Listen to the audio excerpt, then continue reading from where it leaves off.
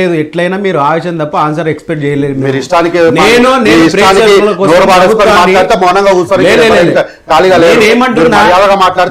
విషయం చెప్పదలుచుకున్నా నేను ఆన్సర్ మాట్లాడుతున్నా.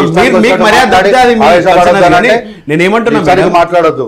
25,000 వేకెన్సీలు ఉన్నాయని చెప్పిన మాట వాస్తవం. వచ్చిన తర్వాత 5,000 ఉద్యోగాలకి ఇంకో 6,000 ఉద్యోగాలు యాడ్ చేసి 11,000 చిల్లర నోటిఫికేషన్ ఇచ్చి రిక్రూట్మెంట్ చేశారు.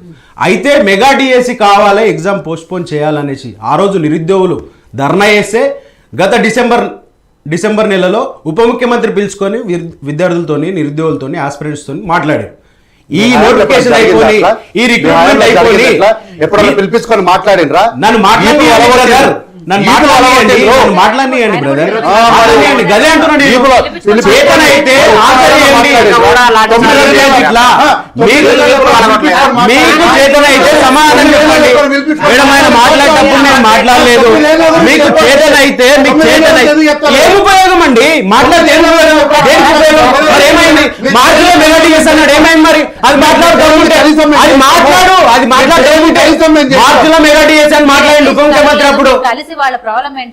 నేను అదే అంటున్నా మేడం, ఆయన మాట్లాడేటప్పుడు నేను డిస్టర్బ్ చేయలేదు. మీకు చేతనైతే సమాధానం చెప్పండి. అంతేగాని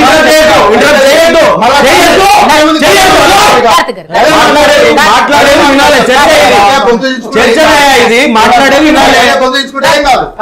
ఉప ముఖ్యమంత్రి మాట్లాడిరు, మార్చిలో మెగా డిఎస్సీ చేస్తున్నాము, ఓపికతోని ఇది కంప్లీట్ కానివ్వండి, కోఆపరేట్ చేయండి అన్నారు. నిరుద్యోగులు అంతా ఆ రోజు ఏకముఖంగా ప్రభుత్వం మాటిన్నారు.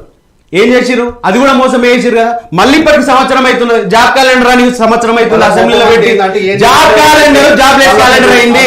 జాబ్ క్యాలెండర్ జాబ్లెస్ క్యాలెండర్ అయింది రాష్ట్రంలో.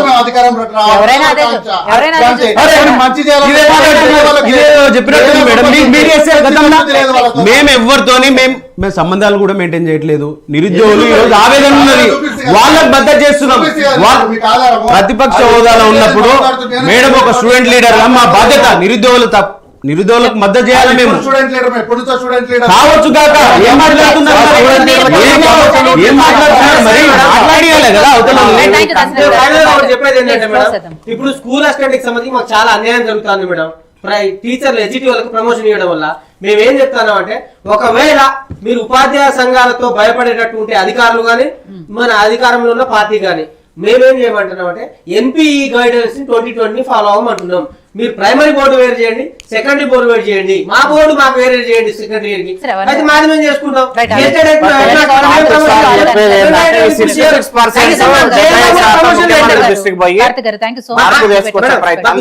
ప్రమోషన్ లేదు. ఇదే ఇవాళ డిబేట్ చూస్తూనే ఉండండి. టూ మచ్ అయిపోయింది టైం.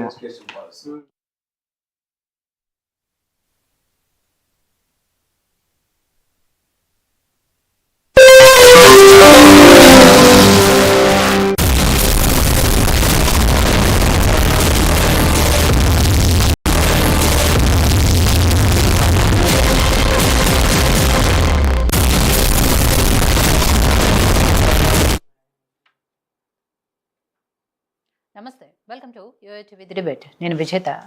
25,000తో మెగా డిఎస్సిని వెంటనే ప్రకటించాలి. డిఎస్సి, మోడల్ స్కూల్, గురుకులాల ద్వారా భర్తీ చేసే పోస్టులను ఒకే నోటిఫికేషన్తో భర్తీ చేయాలి.